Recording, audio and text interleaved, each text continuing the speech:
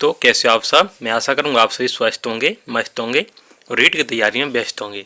आज है हमारे टारगेट सीरीज का 20वां दिन और मैं आशा करूँगा कि आपने अब तक 19 जो टारगेट हुए हैं वो आपने सभी ने पूरे कर लिए होंगे पूरे ईमानदारी के साथ। अगर आपने टारगेट पूरे नहीं किए हैं तो यकीन मानो आप उन स्टूडेंटों से पीछे हो जो रोज़ाना पढ़ रहे हैं, रेगुलर स्टडी कर रहे हैं। टारगेट से क्या होता है कि हम अपने सारे सब्जेक्टों को प्रॉपर टाइम दे पाते हैं रोजाना। जैसे मनोविज्ञान, हिंदी, संस्कृत, गणित, पर्यावरण और शिक्षण विधियां हैं, इन्हें हम रेगुलर पढ़ पाते हैं टाइम के हिसाब से टारगेट बना करके। यही हमें सबसे बड़ा फ़ायदा मिलता है। अगर आप बिना टारगेट के पढ़ रहे हैं तो आप देखते हैं कि कहीं आप संस्कृत नहीं पढ़ पाते, कभी आप हिंदी नहीं पढ़ पाते हैं। अगर और इस प्रकार आप अपना सिलेबस तो कवर कर लेते हैं परंतु रेगुलर नहीं कर पाते हैं। कभी 2-4 दिन बाद मनोविज्ञान पढ़ रहे हैं, कभी 5 दिन बाद हिंदी पढ़ रहे हैं। इस प्रकार हमारी कंटिन्यूटी टूट जाती है, लगातार नहीं पढ़ पाते हैं हम। तो इसके लिए टारगेट सबसे बढ़िया निंजा टेक्निक है। आप भी टारगेट बना करके स्टडी किया करें। अगर नहीं आपने शुरू की है तो अभी रिवीजन स्टार्ट होगा, हमारा रिवीजन सीरीज स्टार्ट होगी 1 फरवरी से। उससे आप जुड़ सकते हैं। यहाँ पर हम अपना रिवीजन 1 से 2 बार करेंगे एग्जाम तक, 2 या 3 बार कर लेंगे एग्जाम तक। साथ ही साथ हम मॉक टेस्ट भी एनालाइज करेंगे। और आज की क्लास स्टार्ट करते हैं। आज का टारगेट देखते हैं। आज का टारगेट है हमारा मनोविज्ञान में 20वां। आज टारगेट सीरीज का 20वां दिन है और माँ सरस्वती का नाम जरूर लेना है क्योंकि माँ सरस्वती है जो कि विद्या की देवी है। तो मनोविज्ञान में आप अधिगम के सिद्धांत हैं, आज पहला दिन है। ये क्लास आपको 2 या 3 नंबर आपको जरूर दिलाएगी। ये आज का टारगेट पूरा कर लिया समझो 2 या 3 नंबर आपने कवर कर लिए, क्योंकि अधिगम के सिद्धांत से बहुत ज़्यादा क्वेश्चन पूछे जाते हैं।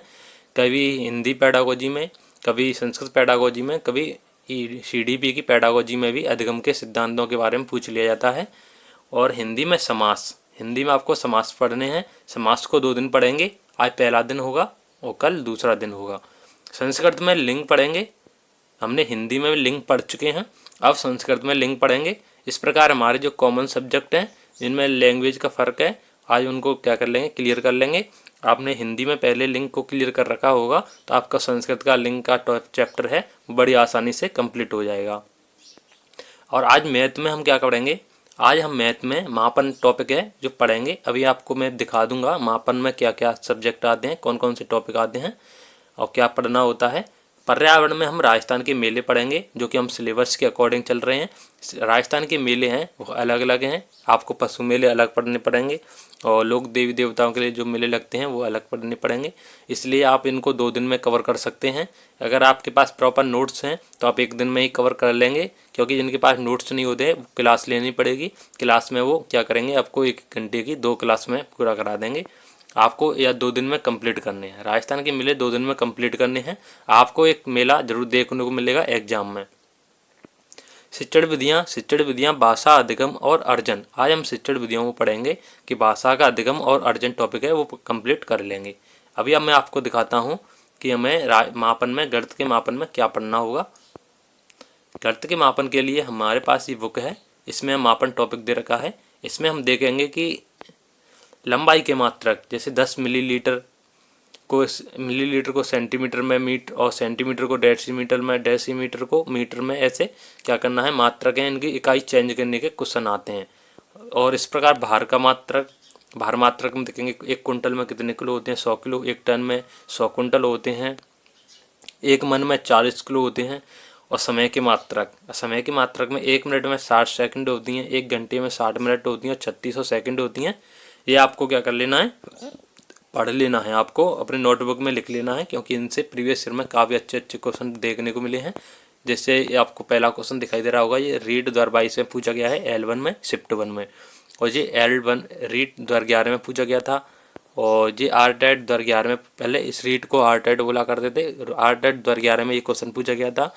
RTET 2011 में ये क्वेश्चन पूछा गया था और RTET 2011 में ये क्वेश्चन देखने को मिले थे, वो मापन टॉपिक से ही देखने को मिले थे। तो इसलिए आपको क्या करना है, आज मापन टॉपिक कवर करना है। और साथ ही साथ आपने देख रखा होगा कि हम जो टॉपिक चला रहे हैं राजस्थान के मेले, वो सिलेबस के अकॉर्डिंग चला रहे हैं। आज राजस्थान के मेले पढ़ेंगे, कल त्योहार को कवर कर लेंगे। इस प्रकार हमारा सिलेबस है वो सिलेबस है कंप्लीट हो जाएगा, बहुत जल्दी कंप्लीट होगा। इसके बाद हम 1 फरवरी से रिवीजन सीरीज स्टार्ट करेंगे। आप उन सब जिन्होंने टारगेट सीरीज में नहीं जुड़ पाए थे वो रिवीजन सीरीज में ज़रूर जुड़ना। 1 फरवरी याद रखना डेट, 1 फरवरी तक हम अपना सिलेबस कंप्लीट कर चुके होंगे। 45 दिन का टारगेट था, परंतु इसको हम 35 से 40 दिन में ही कंप्लीट कर देंगे। इतना यकीन मानो, जो भी इस टारगेट सीरीज को फॉलो कर रहा होगा उसको स्कोर है उसका बढ़ ही रहा होगा। 2-4 नंबर हर सप्ताह में बढ़ रहे होंगे और वो अपना अच्छा कर पा रहा होगा। मिलते हैं नेक्स्ट टारगेट में, तब तक के लिए धन्यवाद।